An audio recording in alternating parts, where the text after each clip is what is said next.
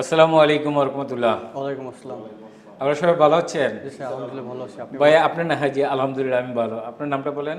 Sir, আমি জুবাইর ইকবাল বাবু। আমি হচ্ছে গ্লোবাল ওশা একাডেমির স্টুডেন্ট। আপনার নামটা বলেন। আমার নাম হচ্ছে মোহাম্মদ মনির হোসেন। আমি গ্লোবাল ওশা একাডেমির স্টুডেন্ট। আমি হলো ইঞ্জিনিয়ার ওমর ফারুক। গ্লোবাল উষা একাডেমিতে চিফ ট্রেনার হিসেবে আছি। আমার সেফটি লাইনের 23 বছরের এক্সপিরিয়েন্স। লাস্ট প্রজেক্ট করলাম airport, export cargo terminal, import cargo terminal, Hyundai মোটরসে সেফটি ম্যানেজার হিসেবে ছিলাম। আর এখানে তো বললাম চিফ ট্রেনার হিসেবে ছিলাম। আজকে আমরা এরকম একটা গুরুত্বপূর্ণ জিনিস আলোচনা করব, সেটা হলো পারমিট টু ওয়ার্ক। কি permit to work? Permit to ওয়ার্কটা লিখিত ডকুমেন্ট। কোনো হাই রিস্ক কাজ করতে গেলে আগে পারমিট পরে কাজ। আগে কি? আগে পারমিট, তারপরে কাজ। পরে কাজ। এই জন্য পারমিটটা ইম্পর্টেন্ট। তাহলে পারমিটটা কিভাবে করতে হয় এটা আমরা হাতে কলমে দেখাবো। এই যে পারমিটটা করাইতেছি এটা একটা ইন্টারন্যাশনাল পারমিট, মেগা প্রজেক্টের পারমিট। এই পারমিটটা করতে পারলে আপনি যে কোনো দেশে গিয়ে পারমিট সুন্দরভাবে করতে পারবেন। চলেন আমরা শুরু করা যাক। আজকে আমরা যে পারমিটটা করব সেটা হলো lifting operation permit to work. Lifting operation permit to work.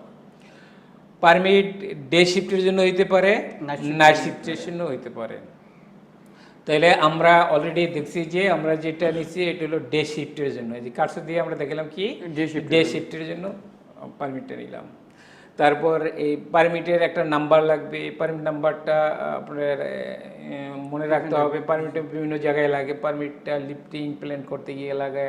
একটা পারমিটের সাথে আর একটা পারমিট অ্যাটাচ করলে একটা পারমিটের নাম্বার আর একটা পারমিটের বসাইতে হয়। এই জন্য পারমিট নাম্বারটা ইম্পর্টেন্ট। এখানে L/R মানে লিফটিং এন্ড রিগিং করার জন্য পারমিট। তাহলে আমরা কোম্পানির নাম জাস্ট এটা একটা উদাহরণ হিসেবে নিচ্ছি। এটা একটা কোম্পানির নাম দিলাম কি ABCD। কোম্পানির নাম কি দিলাম? ABCD দিই। তারপর কোম্পানির লোকেশন একটা এয়ারপোর্ট। এয়ারপোর্ট প্রজেক্টের একটা এরিয়া যেখানে লেফট উইং আছে, রাইট উইং আছে, B2 মানে বিল্ডিং 2 হতে দিতে পারে। এরকম আমরা লিখতে পারি, জাস্ট একটা উদাহরণস্বরূপ। তারপরে ডিসক্রিপশন অফ ওয়ার্ক, যে পারমিট আমার কি পারমিটের কাজ হবে কি লিফটিং অ্যাক্টিভিটিজ হবে। আমি মালটা এক জায়গা থেকে অন্য জায়গায় নেবে, এটা লিফটিং অ্যাক্টিভিটিজ হবে। এটা হট ওয়ার্ক হইতে পারে, এটা ওয়ার্ক ইন হাইট হইতে পারে, এটা এক্সকাভেশনের হইতে পারে, বিভিন্ন ধরনের পারমিট হইতে পারে। তাহলে বিভিন্ন যে পারমিট হবে ওই পারমিটের ডিসক্রিপশন হবে। এখানে যেহেতু লিফটিং অ্যাক্টিভিটিজ এই জন্য আমি লিফটিং অ্যাক্টিভিটিজ লিখছি। আরেকটা জিনিস উল্লেখযোগ্য হলো টুলস অ্যান্ড ইকুইপমেন্ট। এই যে আপনারা দেখে থাকবেন tools and equipment to be use. তাহলে এখানে আমরা লিফটিং এর জন্য কি ব্যবহার করব? মোবাইল ক্রেন ব্যবহার করব। তারপর কি ব্যবহার করব? লিফটিং গিয়ার ব্যবহার করব। লিফটিং গিয়ারের মধ্যে আবার দুই ধরনের আছে, ওয়েব সিলিং আছে, ওয়ার সিলিং আছে, আবার ওখানে বোস শিকেল আছে, দুই শিকেল আছে, এগুলো আছে। আর কি, যেহেতু আমরা লিফটিং এর কাজ করব উপরে যাইতে পারে, ফুল বডি হার্নেস ব্যবহার করব। আমরা কি করব? ফুল বডি হার্নেস ব্যবহার করব।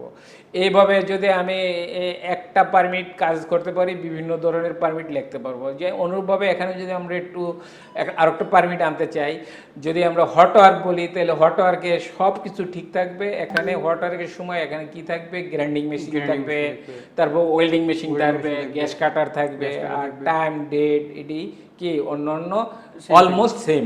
তো এই জন্য আমরা একটা পারমিট সুন্দরভাবে করতে পারলে সবগুলো পারমিট ইনশাল্লাহ করতে পারবো। জি স্যার। এখন আপনারা আসছেন যে permit validity period. Permit validity period কোনো পারমিট একদিনের জন্য হইতে পারে, কোনো পারমিট 7 দিনের জন্য হইতে পারে। এই পারমিটটা কয় দিনের জন্য? 15 দিনের জন্য আমরা করবো। তো 15 দিনের জন্য করলে আমরা পারমিটের ডেটটা দিলাম 2/09/25 মানে 25 তারিখের, মানে 25 তারিখের মানে 9 মাসের 2 তারিখে থেকে শুরু করলাম। 8টার সময় পারমিটটা করলাম, 8টা সকালে করলাম। পরে আবার কি 16/9/25 দিলাম। তারপরে আবার কি দিলাম? 8টা PM দিলাম। তাহলে এখন আমার কাজ হইলে সাধারণত 8 ঘন্টা হয়। তা 8 ঘন্টা দিলে আমার 8 PM না হইলেও হইতো, কিন্তু আমার অনেক সময় কি পারমিট তো আর যখন তখন নেওয়া যায়। এখানে ইঞ্জিনিয়ার সাইন নিতে হয়, প্রজেক্ট ম্যানেজার সাইন নিতে হয়, সেফটি ইঞ্জিনিয়ার সাইন নিতে হয়। এই জন্য আমার কৌশল করে একটা, এটা হলো অতীতের এক্সপিরিয়েন্স যে পারমিটটা একটু আমি বেশি সময় নিয়ে নিলাম, যাতে ওভার টাইম থাকলে আমি ওই পারমিটটা ব্যবহার করতে পারি।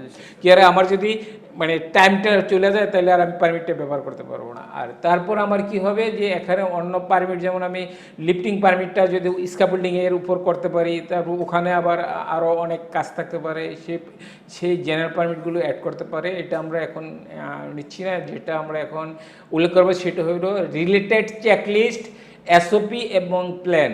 এখানে কি দিতে হবে? এখানে হইলো আপনার চেকলিস্ট দিতে হবে, আরএ দিতে হবে, জেএসএ দিতে হবে, জব সেফটি অ্যানালাইজ, আরএ হইলো রিস্ক অ্যাসেসমেন্ট, মানে এই লিফটিংয়ের আর রিস্ক অ্যাসেসমেন্ট আছে কি না, জব সেফটি অ্যানালাইজ আছে কি না, চেকলিস্ট কি, চেকলিস্ট কি কেরিনের চেকলিস্ট হইতে পারে, লিফটিং গিয়ারের চেকলিস্ট হইতে পারে।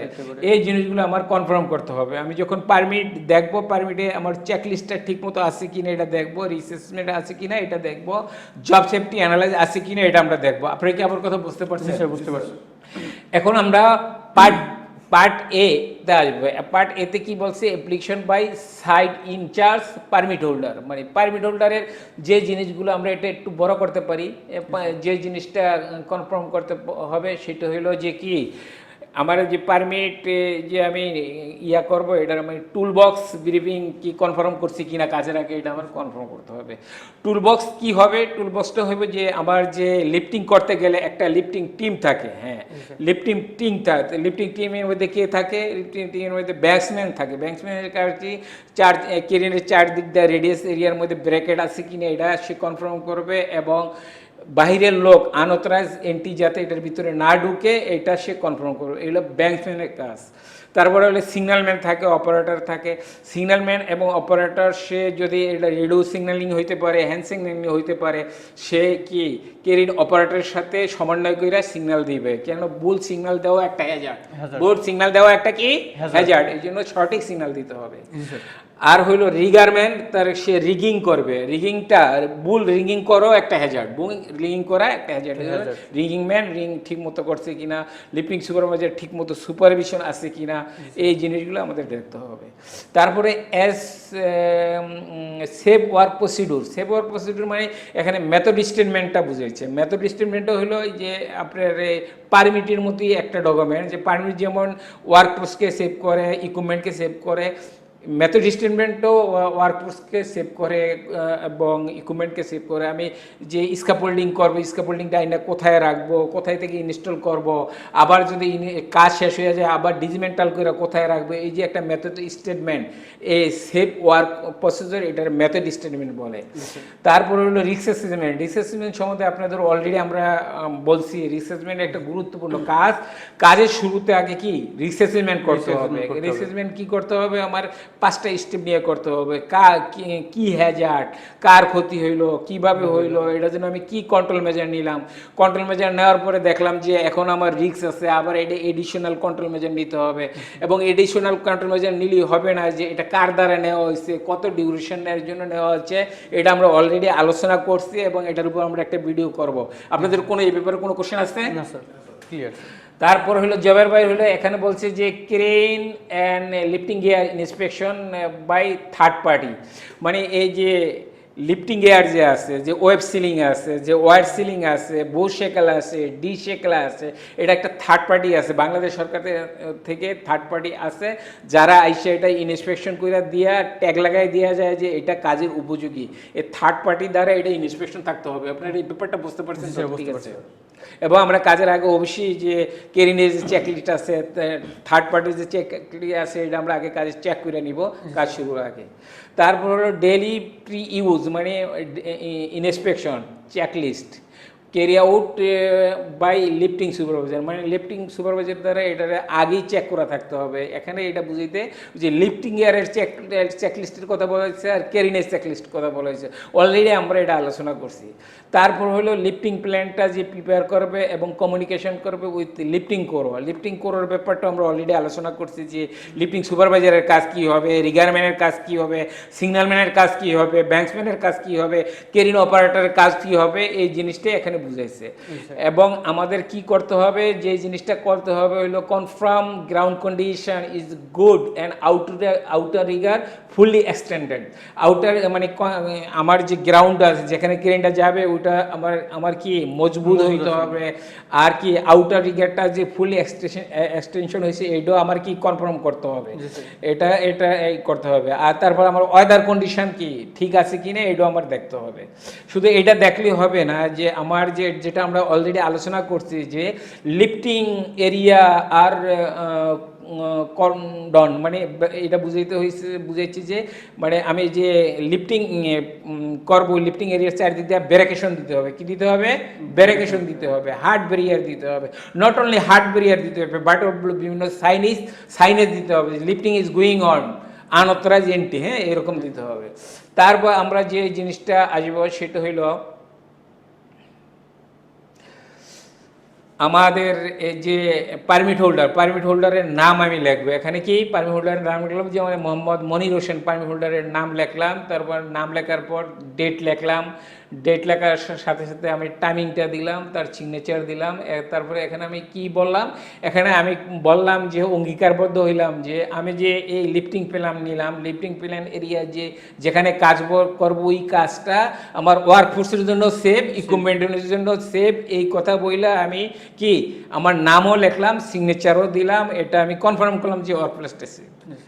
শুধু এই কাজটা আরও যাতে কনফার্ম করার জন্য, যেহেতু একজনের চিন্তা আসছে দুজনের চিন্তা ভালো, দুইজনের চিন্তা হচ্ছে চারজনের চিন্তা ভালো, এরকম একাধিক লোকের চিন্তা, এই জন্য আরও সেভ করার জন্য আমি কি পার্ট বিতে যাব। পার্ট বিতে আমি জানাবো যে আমার যে ওয়ার্ক প্লেস এটা কি ওয়ার্কারের জন্য সেফ, ইকুইপমেন্টের জন্য সেফ।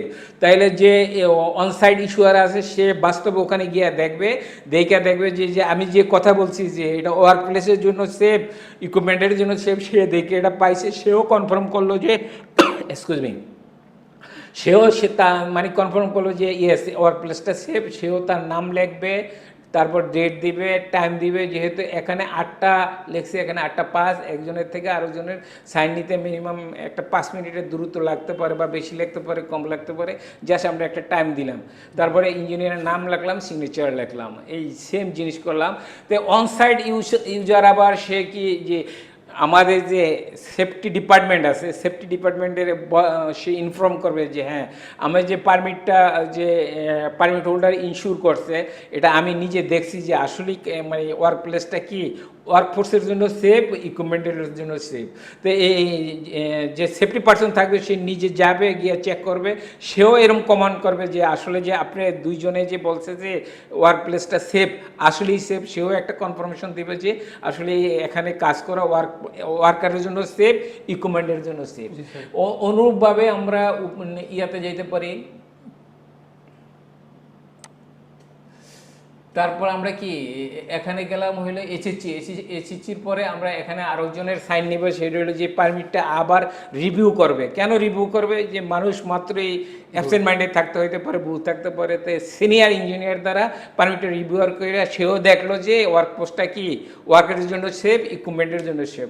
অনুরূপভাবে সেই আমাদের কি থাকবে, প্রজেক্ট ম্যানেজার থাকবে। প্রজেক্ট ম্যানেজারও সেও নিজে গেলে দেখলো, প্রজেক্ট ম্যানেজার ওমর পর গিয়ে দেখলো যে আসলে কাজটা কি সেফ, ওয়ার্ক প্লেসের জন্য সেফ, ইকুইপমেন্টের জন্য সেফ, সে সাইন করলো, আমার পারমিটের কি সিগনেচার হয়ে গেল, পারমিটটা কাজ করার জন্য উপযোগী হয়ে গেল। তাহলে আমি কি করলাম, আমি এখানে সাইন নিচ্ছি হইলো মানে 1 তারিখে, তা আমার কাজ হবে 2 তারিখে। তো আমি 2 তারিখে যদি কাজ করি তাহলে 2 তারিখে আবার আমার ডেইলি অ্যাক্টিভিটিস আছে। এটা পারমিটের দ্বিতীয় অংশ আমরা বলতে পারি, পার্ট এফ, যেটা রিনিউয়াল করতে হবে, পার ডে রিনিউয়াল করতে হবে। পারমিট হোল্ডার সে যেই দিন কাজ করে, মনে করেন 2 তারিখে সে কাজ করে, 2 তারিখে সাইন দিল, মানে 2 তারিখে ডেট দিল, তারপর তার সাইন দিল, তারপর সাইন দেওয়ার পর সে এরকম যে ইঞ্জিনিয়ার আছে ইঞ্জিনিয়ারের সাইন নিল, ইঞ্জিনিয়ার সাইন নেওয়ার পরে আবার সেফটির সাইন নিল, সাইন নেওয়ার পর সে কাজ শুরু করে দিল। এভাবে সে 2 তারিখের কাজ শুরু করলো। এভাবে আমরা 15 দিন কাজ করতে পারবো। এভাবে আমরা 3 তারিখে কাজ করতে পারবো, 4 তারিখে কাজ করতে পারবো, 5 তারিখ, 6 তারিখ, 7 তারিখ, 8 তারিখ, আপ টু 16 তারিখ পর্যন্ত এইভাবে আমরা কি কাজ করতে করতে পারবো, এইভাবে কাজ করতে হবে, এটা পারমিটের অংশ। যখন পারমিটটা শেষ হয়ে যাবে, তো পারমিটটা কাজ শেষ হয়ে গেলে আমার পারমিট ক্লোজ করতে হবে। কি করতে হবে? পারমিট ক্লোজ করতে হবে। তো পারমিট ক্লোজ করতে হলে আমার পার্ট জিতে আসতে হবে। পার্ট জিতে নোটিফিকেশন অফ ওয়ার্ক কম্পিলেশন, এটা ক্লোজ পারমিট বলা হয় আর কি। Close out inspection, close out ইনস্পেকশনে আপনার ওখানে কাজ করার পর পুরোপুরি হাউস কিপিং করতে হবে। কি হবে? হাউস কিপিং করতে হবে, কোনো কম্বাস্টেবল আছে কিনা এটা দেখতে হবে। দেখার পর পারমিট হোল্ডার এরকম সাইন করবে। পারমিট হোল্ডার সাইন করার পর পারমিট হোল্ডার নাম লিখবে, সাইন করবে। শুধু not only that but also permit holder যে ইঞ্জিনিয়ার আছে, ইঞ্জিনিয়ারের সাইন নিবে, মানে নাম লাগবে, সাইন করবে। এইভাবে পারমিটটা শেষ করবে। পারমিটটা শেষ করে জমা দিবে, আবার অনুরূপভাবে সে কি পারমিট নিবে। তাইলে আমরা একটা পারমিট আমরা দেখতে পাইলাম যে একটা পারমিট যদি আমরা করতে পারি, সব ধরনের পারমিট করতে পারবো। শুধু এখানে কি হবে, tools and equipment to be use, এই জিনিসটা পরিবর্তন হবে। অলরেডি আমরা আলোচনা করছি, হঠাৎ হইলে এখানে কি হবে, গ্রাইন্ডিং মেশিন হবে, ওয়েল্ডিং মেশিন হবে, গ্যাস কাটার হবে। এখন এই ব্যাপারে কি আপনাদের কোনো প্রশ্ন আছে? না স্যার, ক্লিয়ার। আচ্ছা, তো থ্যাংক ইউ ভেরি মাচ। আমরা এটা আপনারা এই পারমিটটা আপনারা নিজ হাতে করছেন এবং আমরা একটা ভিডিও রাখলাম, কেননা আপনারা মানে এটা ভুলে যেতে পারেন যে ভিডিওটা রাখলে এটা আমাদের জন্য ভালো হইলো, আপনাদের জন্য ভালো, এবং পরবর্তী অনেকের হয়তো উপকার হইতে পারে যে এই পারমিটটা দেখেই সে পারমিটের মানে বুঝতে পারবে পারমিটটা কীভাবে করতে হবে। তাই থ্যাংক ইউ ভেরি মাচ। আপনাদের কেমন লাগলো পারমিটটা? আপনাদের কোনো কিউরি আছে? আপনার কোনো কিউরি আছে মনির ভাই? Thank you very much. আপনাদের খুব সহজে বুঝাইতে পারলাম, বুঝতে পারলেন, এই জন্য আপনাদের thank you very much for coordination.